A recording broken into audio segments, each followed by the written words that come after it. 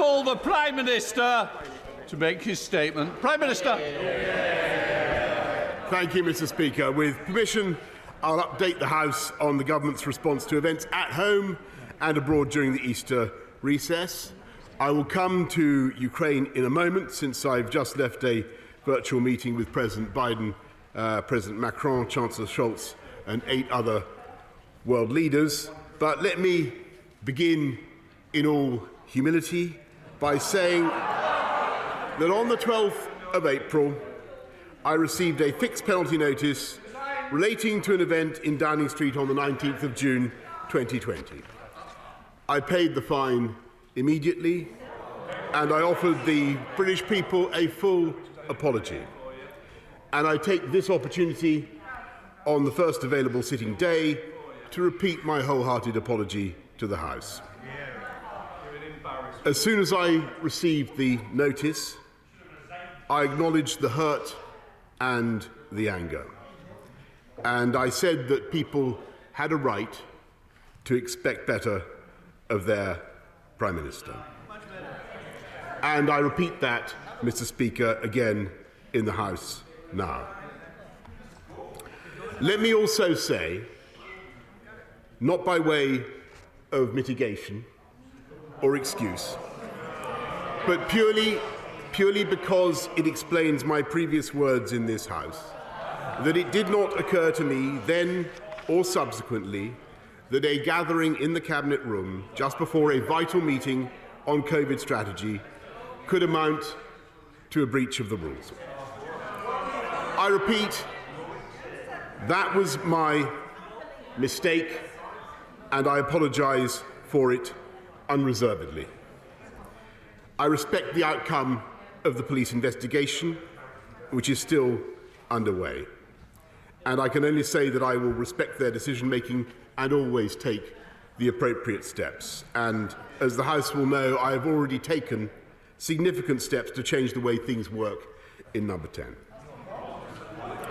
And it is precisely because I know that so many people are angry and disappointed that I feel an even greater sense of obligation to deliver on the priorities of the British people and to respond in the best traditions of our country to Putin's barbaric onslaught against Ukraine.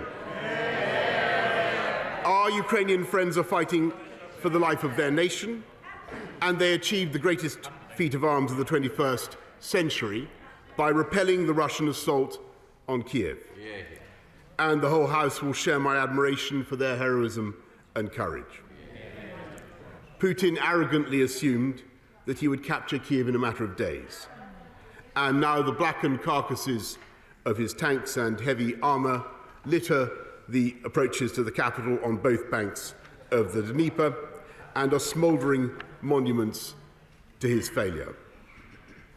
Having pulverised the invaders' armoured spearheads, the Ukrainians then counterattacked, and by the 6th of April, Putin had been compelled to withdraw his forces from the entire Kiev region. Britain and our allies supplied some of the weaponry, but it was Ukrainian valour and sacrifice which saved their capital. I travelled to Kiev myself on the 9th of April, the first G7 leader to visit since the invasion, and I spent 4 hours with President Vladimir Zelensky, the indomitable leader of a nation fighting for survival who gives the roar of a lion-hearted people. I assured him of the implacable resolve of the United Kingdom, shared across this House, to join with our allies and give his brave people the weapons they need to defend themselves. When the President and I went for an impromptu walk through central Kiev, we happened upon a man who immediately expressed his love for Britain and the British people. And he was generous enough to say, quite unprompted, I should reassure the House, I will tell my children and grandchildren they must always remember that Britain helped us. But the urgency is even greater now because Putin has regrouped his forces and launched a new offensive in the Donbass. We knew this danger would come. And when I welcomed President Duda of Poland to Downing Street on the 7th of April and Chancellor Scholz the following day, we discussed exactly how we could provide the arms that Ukraine would desperately need to counter Putin's next onslaught. On the 12th of April, I spoke to President Biden to brief him on my visit to Kiev and how we will intensify our support for President Zelensky, and I proposed that our long-term goal must be to strengthen and fortify Ukraine to the point where Russia will never dare to invade again. Just as our foreign policy must look to the long term, the same is true of this government's domestic priorities. And as we face the economic aftershocks of COVID and the consequences of Russian aggression, that is above all in tackling the impact on British energy prices and on consumers and on family bills.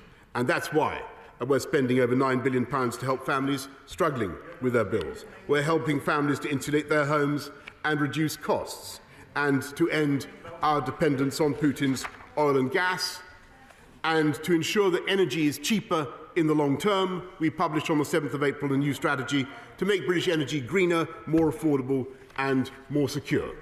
We will massively expand offshore wind, and in the country that split the atom, we will build a new reactor not every decade, but every year. This government is joining with our allies to face down Putin's aggression abroad while addressing the toughest problems at home, helping millions of families with the cost of living, making our streets safer and funding the NHS to clear the COVID backlog.